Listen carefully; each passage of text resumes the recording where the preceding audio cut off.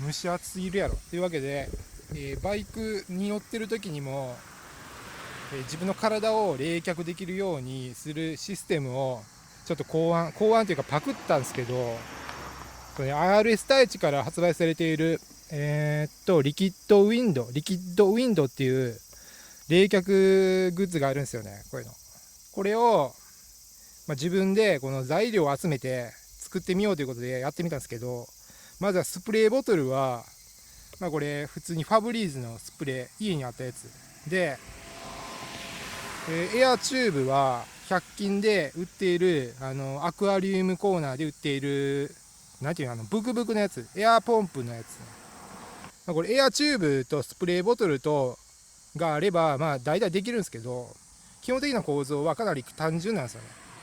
スプレーボトルから水を出して冷却水を出して、でこれエアチューブでこのエアチューブを首のところに巻きつけまして、でそこのとこから穴開いてて、エアチューブにそのエアチューブの穴から冷却水をプシュプシュすると出てくるという。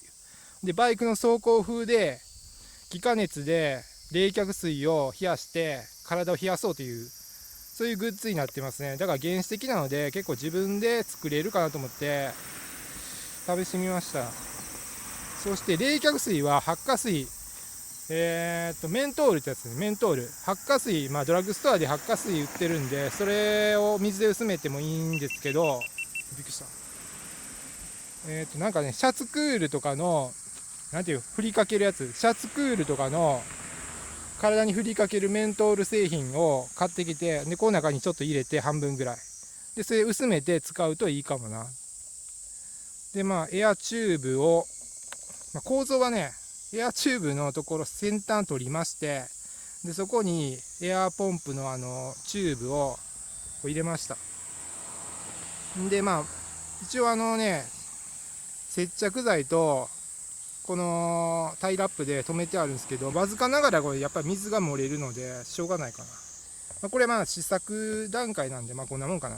でエアチューブの Y 字分岐のパーツが家になかったので、わざわざ買うこともないのでと思って Y 字はできなかったんですよね。だから今回は試作段階のベータ版、アルファ版かな。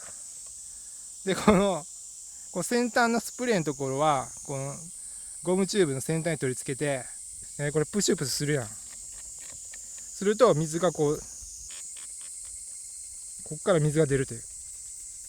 ほら。でこれで体にぶっかけて冷やそうというわけですね。結構なんか構造としてはめっちゃ単純なんですよ。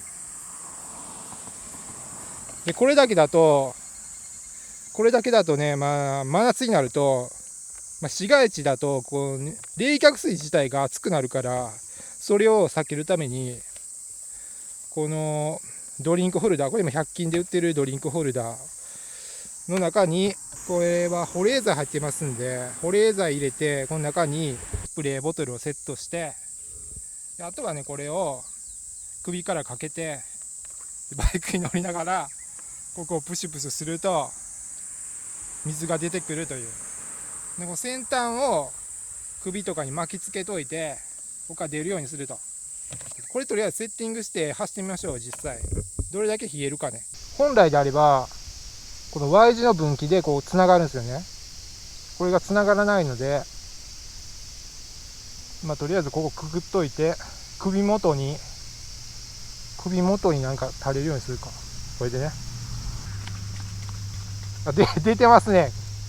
これいいかもな。やってみよう。これ首元のここから出るようになってます。